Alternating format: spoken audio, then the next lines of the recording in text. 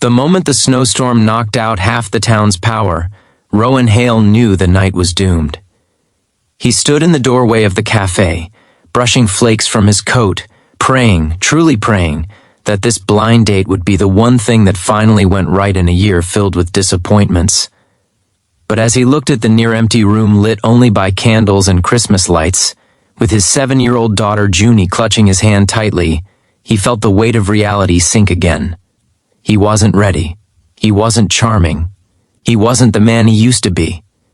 He was just tired, and alone, and trying his best. If you believe in kindness, fresh starts, or second chances, please like, comment, share, and subscribe to Soft Voices. It helps us bring more heartwarming stories to you.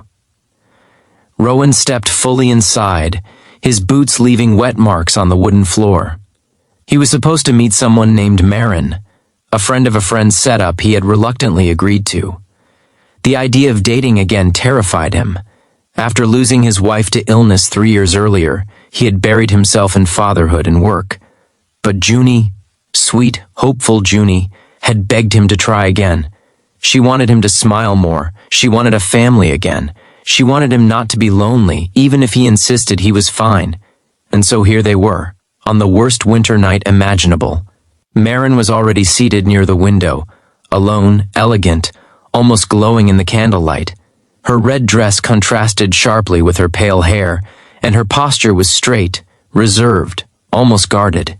Rowan felt instantly underdressed and out of place. He could barely remember the last time he'd gone on a date. He squeezed Junie's hand, and she looked up at him with wide, trusting eyes that made him feel braver than he really was. He approached the table awkwardly, apologized for being late, and introduced himself. Marin smiled politely, but something felt off. Their conversation was stiff, each sentence crumbling before it could build to anything meaningful. She glanced at her phone more than once. Rowan stumbled over his words. His mind kept going blank. He could practically hear the date failing. Junie stood by his side the whole time, since the cafe's childcare room was closed due to the power outage, holding her stuffed bear and studying Marin with the earnest curiosity only a child possesses.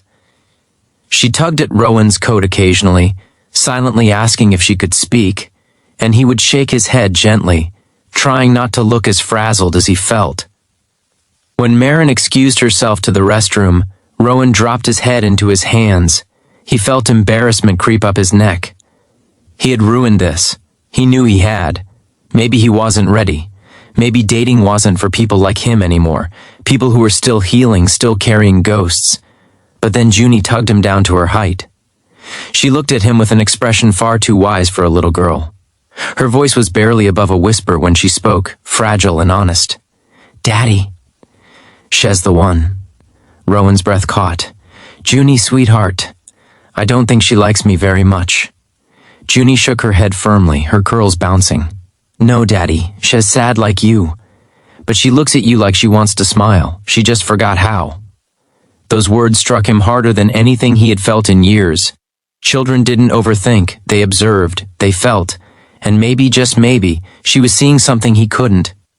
When Marin returned, Rowan tried again, not with rehearsed lines or forced charm, but by simply being human.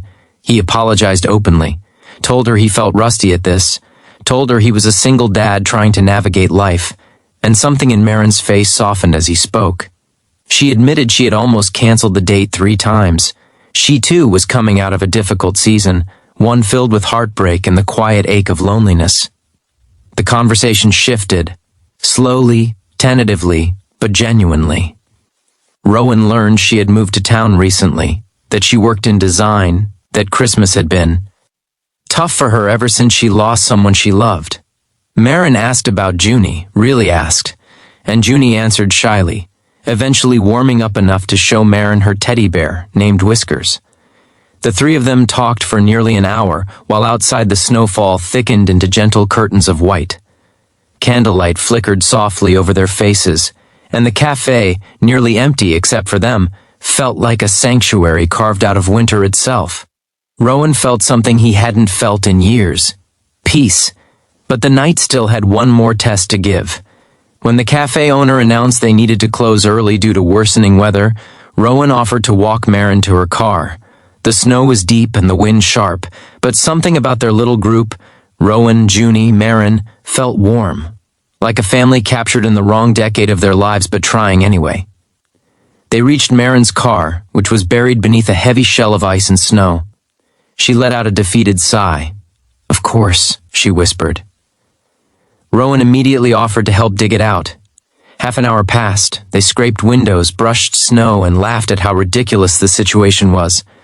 At one point, Rowan slipped, nearly falling, and Marin grabbed his arm by instinct. For a brief moment, their eyes met. Unspoken memories, unspoken pain, unspoken hope flickering between them. When the car finally started, Marin sat behind the wheel but didn't pull away. She looked at them, the father and daughter standing together in the falling snow like characters from a forgotten Christmas postcard. "Thank you," she said, her voice quiet. "Tonight didn't go how I expected." Rowan chuckled. "It didn't go how I expected either." She hesitated, gripping the steering wheel, "But I'm glad I came." Junie stepped forward, small boots crunching in the snow. She reached into her pocket, pulled out a tiny folded paper snowflake she had made earlier at school, and held it out to Marin. "To remember us," Junie said, "in case you want to see Daddy again." Rowan's heart nearly broke open at the tenderness of it. Marin took the snowflake carefully, as if it were a fragile piece of glass, and something in her eyes shimmered. She leaned toward Junie and whispered, "I'd like that very much." She drove away slowly, but her smile lingered in Rowan's mind long after the red taillights vanished into the swirling snow. Rowan lifted Junie into his arms, hugging her close, tears pushing at the corners of his eyes. Not sadness, not grief, but overwhelming gratitude. Sometimes hope comes softly. Sometimes love returns in the quietest ways. Sometimes it arrives on a snowy December evening, wrapped in candlelight, and carried by the voice of a child who sees the truth long before the grown-ups do. And sometimes it begins with a whisper, "She's the one, Daddy." If this story touched your heart, please like the video, subscribe to Soft Voices, and share this story with someone who believes in everyday miracles. Special request: comment below what part of the story moved you the most.